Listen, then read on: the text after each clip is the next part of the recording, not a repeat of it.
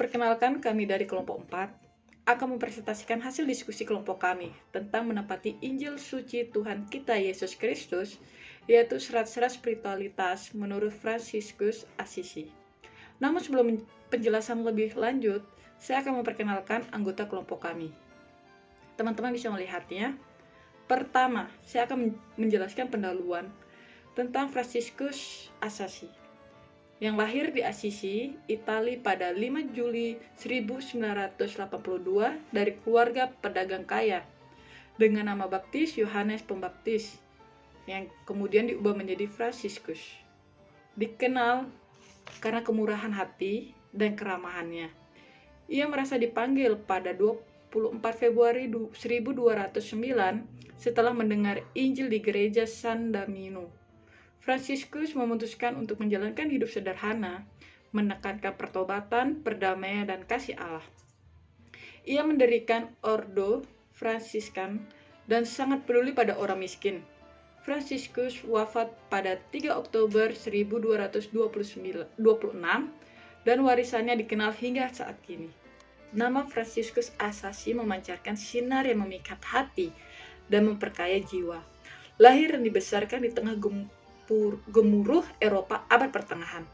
Fransiskus adalah figur yang menghadiri alternatif spiritual. Latar belakang yang terpantau dari keluarga pedagang yang tidak menghalangi Fransiskus untuk mendengar panggilan suci yang mengubah arah hidupnya. Dalam sebuah zamannya yang dipenuhi oleh kekuasaan, kekayaan, dan ambisi, Fransiskus menyuarakan pesan sederhana, cinta kasih, dan pengabdian yang menginspirasi oleh ajaran-ajaran Injil. Kehidupan Fransiskus adalah cerminan dari perjalanan rohani yang penuh gejolak, mulai dari pencariannya akan kekayaan duniawi hingga pemilihan hidup dalam kemiskinan dan pengabdian total kepada Allah. Konsep-konsep seperti sederhana, kemiskinan, dan persaudaraan menjadi pilar-pilar utama dalam spiritualitas yang mendalam. Melalui penjelasan ini, kita akan menjelajahi rute spiritual Fransiskus, merenungi bagaimana nilai-nilai tersebut tidak hanya relevan pada zamannya, tetapi juga memberikan inspirasi dan bimbingan bagi kita dalam menjalani kehidupan masa kini. Dengan memahami perjalanan spiritual Fransiskus, kita diundang untuk melihat Injil Kristus melalui lensa kesederhanaan, cinta kasih, dan pelayanan kepada sesama. Semoga penjelasan ini membawa kita pada pemahaman yang lebih dalam akan ajaran-ajaran Kristus dan mendorong kita untuk menghidupi nilai-nilai tersebut dalam tindakan dan sikap kita sehari-hari. Selanjutnya saya akan menjelaskan mengenai konteks Fransiskus Assisi. Jadi Fransiskus Assisi merupakan seorang putra pedagang kain kaya yang lebih suka bersenang-senang daripada belajar. Dan pada masa itu, masyarakat feodal dengan hierarki sosial ketat dan juga konflik antar kekaisaran Romawi Suci dan kepausan sangat dominan. Kota Assisi mengalami konflik antara otoritas gerejawi dan sekuler. Dan pada tahun 1202, pertempuran Kolestrada dengan kota tetangga Perugia berakhir dengan kekalahan Assisi dan penawanan banyak bangsawan. Jadi dalam konteks kehidupan Fransiskus, masyarakat itu dibagi berdasarkan status sosial dan juga kekayaannya. Jadi pada saat itu situasi di sana bercorak feudalistik yang dimana lebih menekankan hierarkis yang sangat ketat dan kaku yang mempunyai strata sosial yang dominan. Jadi dalam konteks kehidupan Fransiskus, masyarakat itu dibagi berdasarkan status sosial dan juga kekayaannya. Dan juga ketegangan antara kekaisaran Romawi Suci dan kepausan, dan konflik ini tuh dikenal sebagai perjuangan investitur kontroversi, yaitu di mana permasalahan ini merupakan perselisihan tentang siapa yang memiliki otoritas untuk mengangkat uskup dan pejabat lainnya. Kekaisaran Romawi Suci itu berusaha untuk mengontrol gereja-gereja yang berada di wilayahnya, sementara Paus ingin memastikan otoritas spiritualnya diakui dan tidak dicampuri oleh kekuasaan lain. Selanjutnya adalah bagian puncak-puncak. Jadi bagi ini kita akan berfokus pada kehidupan Fransiskus Assisi, khususnya bagaimana pilihan hidupnya yang mengutamakan kemiskinan sangat sesuai dengan ajaran Injil dan kehidupan Yesus Kristus. Fransiskus Assisi yang awalnya hidup mewah sebagai putra pedagang kaya, namun mengalami transformasi setelah peristiwa penawanan dan sakit yang membuatnya memilih kemiskinan sebagai pengabdian total kepada Kristus.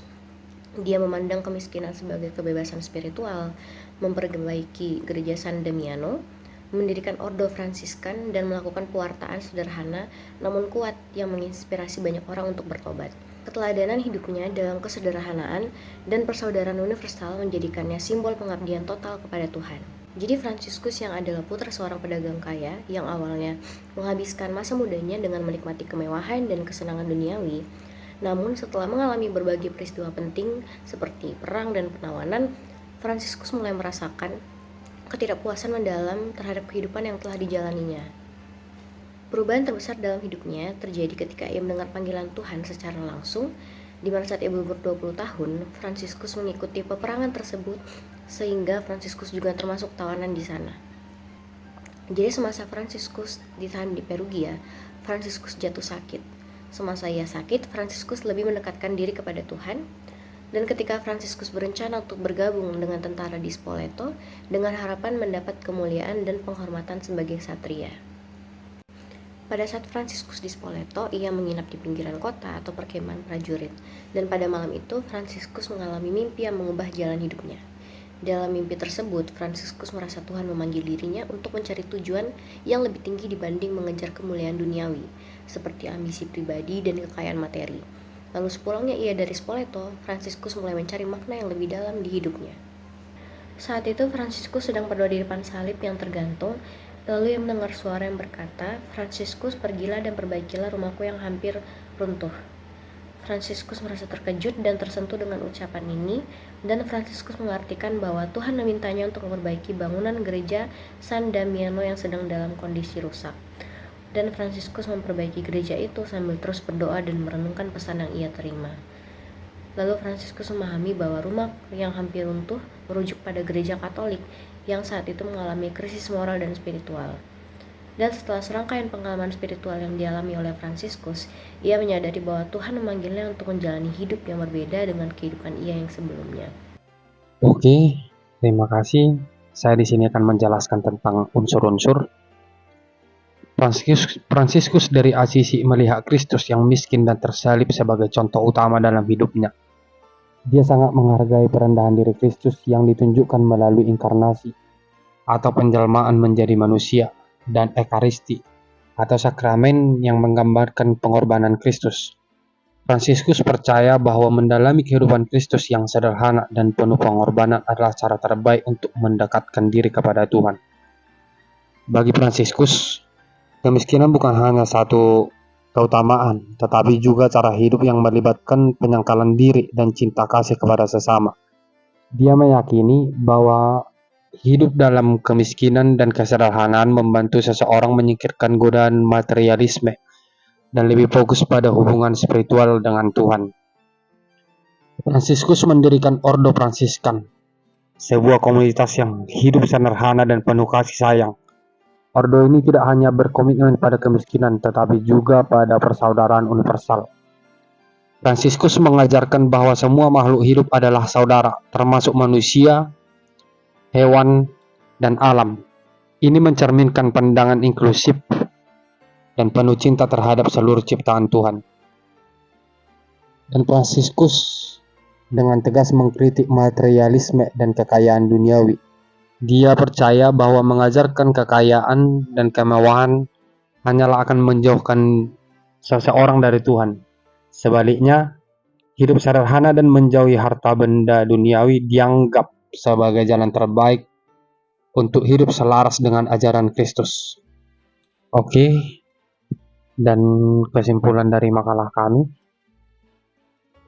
Fransiskus Asisi meskipun berasal dari keluarga kaya, memilih hidup dalam kemiskinan setelah pengalaman spiritual yang mendalam. Melalui Ordo Fransiskan, dia mengajarkan pentingnya kemiskinan fisik dan spiritual untuk mencapai kebebasan dan kedekatan dengan Tuhan.